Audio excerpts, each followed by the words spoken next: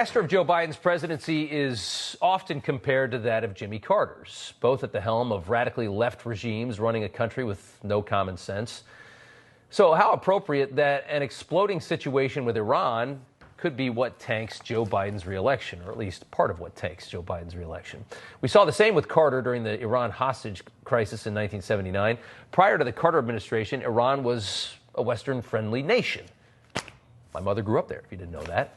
That's not her. Women were educated and people lived without the burdensome theocratic rule of the Quran and the chaos that we see today. Early in his administration, Carter embraced Iran's Shah, but after hostages were taken at the U.S. consulate, Carter caved to the radical Islamists that were taking over the country at the time. The revolution was happening. And many Republicans, including Henry Kissinger, believed that Carter sold the Shah out and basically sold out the way of life in Iran that had existed for decades before that.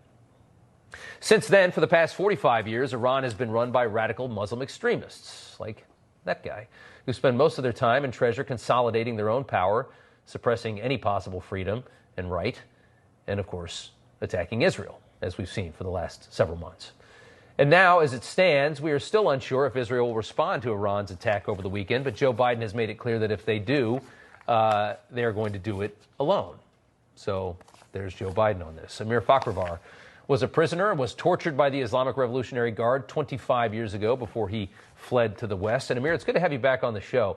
Joe Biden has followed suit with his Democrat predecessors, opening up billions of dollars for Iran to use to finance terror and all the chaos that we see.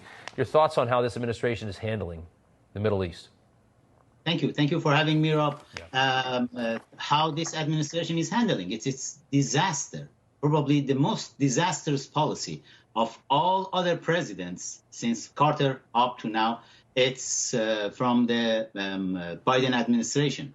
And it was started from Obama Biden administration, right, when Obama was infiltrated by Iranian lobby group in Washington, D.C. Believe it or not, Iranian regime, the mullahs, they have official lobby group in Washington, D.C. called NYAC, which they send a lot of their members inside the administration, inside the White House, inside the State Departments, at the Congress, and everywhere to make sure they can paralyze U.S. policy toward Iran. Then Iranian regime, IRGC, and its terrorist groups, the proxies, they can freely go around and just export their revolution, the very dangerous Islamic Marxist ideologies, which you can see it's funded right now by Biden administration. They're giving them billions of dollars. Let me just pull up real quick. The Washington Examiner revealing 3 members of, you were just talking about this, a covert Iranian regime influence network visiting the White House 10 times between April 2022 and December of last year. And these people have these connections to this guy, Robert Malley, who we've talked about before on this show, Biden's former special envoy to Iran, who was suspended last June. It looks like he was a spy, effectively, for Iran in the Biden administration. I don't understand, why is there such a capitulation with Democrat regimes in this country and the mullahs in Iran? The thing maybe you don't know about Robert Malley, he really loved Hamas. And he really liked Hezbollah and IRGC. He was telling in his interviews, you know, their political view is different from us. They are just normal. We should accept them.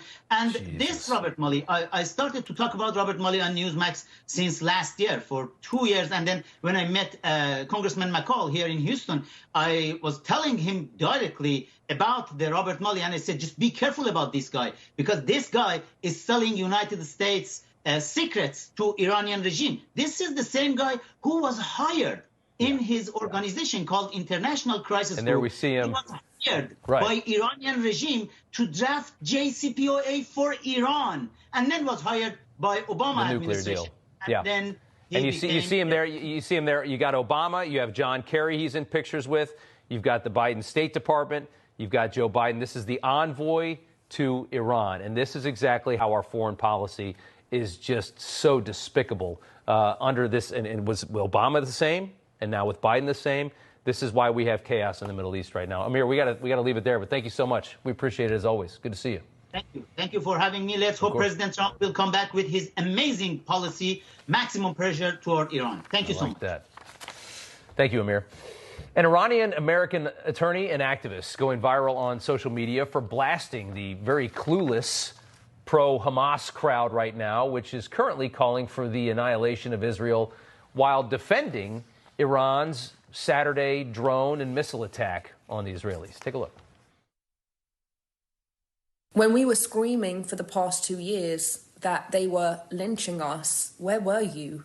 When we were screaming that they were killing Iranian women for not wearing a hijab, where were you? When we were explaining that this is a terrorist occupying force, where were you? But all of a sudden, everyone's graduated from Instagram School of Law to say that this is a violation of international law and Iran has the right to defend itself. Elika Laban joins us now. Thank you so much for coming on. I watched your speech there over the weekend. I thought it was fantastic. It points out so many of the flaws, and I think the far left in this country, the Western far left, they right now are supporting the Iranian regime, in some way, in its assaults on Israel, saying that that they're oppressed and this is how they're getting even. That's what's fashionable here among the Western left. How misguided are these people about the regime that controls Iran? I mean, words can't even describe. I really support some of the words that my compatriot had to say just before me, Amir. You know, this isn't something that's new. This is something that has gone back a couple of decades in this country through this policy of what I call inclusive terrorism, which has been the foreign policy starting way back from Obama. And as you even mentioned, Carter, which I don't know that many people know. In 2016, the BBC revealed these declassified documents that showed correspondence between Khomeini and the White House, And so during this period that there's been an embracing and the empowering of this terrorist regime, and then simultaneously at the same time in these academic institutions that are funded by Qatar, the Islamic Republic, with no regulation over that, they're teaching that, the IRGC are the good guys, the Islamic Republic are the good guys that are just fighting, Western imperialism. Unbelievable. And what's interesting is if you look at the definition of imperialism, it is to extend a country's influence either by military force or through diplomacy. Now, this country has for decades engaged in diplomatic relations with this terrorist regime. When the Iranian people have repeatedly asked them not to do it, Obama went into the JCPOA, the nuclear deal, unfreezing $150 billion to this regime. It's constant appeasement. That's what we've seen over and over again. Capitulation, appeasement to a regime that runs this country. And I just want to ask you, just to clarify for people, because a lot of people here in the United States don't follow Iran relations too closely. But these people that control the country for the last 45 years, they are not. This is not a government that's been elected. They have taken over this country. What percentage of people living in Iran actually support the regime that runs their country? Well, the polls are showing about 15% are in support. Yeah, and about 85% are opposed. I mean, it's really not easy to say when you don't have a country that has that kind of democratic function or transparency to know. But it's very little support. And so that really just animates how completely off track, these Western leftists have become in supporting a regime that's oppressing the Iranian people, that is causing so much regional instability. And now they've painted the Islamic Republic, who has been an aggressor in the region through its proxies, either directly or indirectly, for decades, not just since October 7th.